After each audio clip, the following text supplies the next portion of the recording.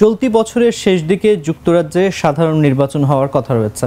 সেই নির্বাচনে নিজের দল কনজারভেটিভ পার্টি আবারও জয়ী হতে পারে বলে জোট দাবি করলেও নির্বাচনের তারিখ ঠিক করার বিষয়ে এখনও কিছু বলেননি ব্রিটিশ প্রধানমন্ত্রী ঋষি সুনাক।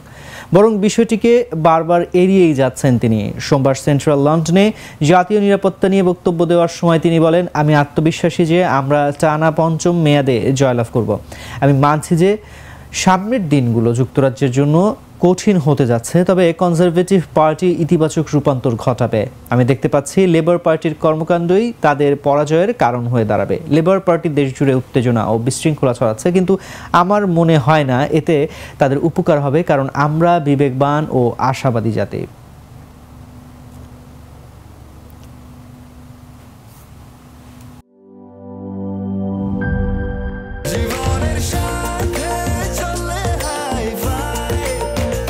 স্বাস্থ্যকর অল টাইম ফ্যামিলি কেক, সব সময় অল টাইম হেলদি লাইফ।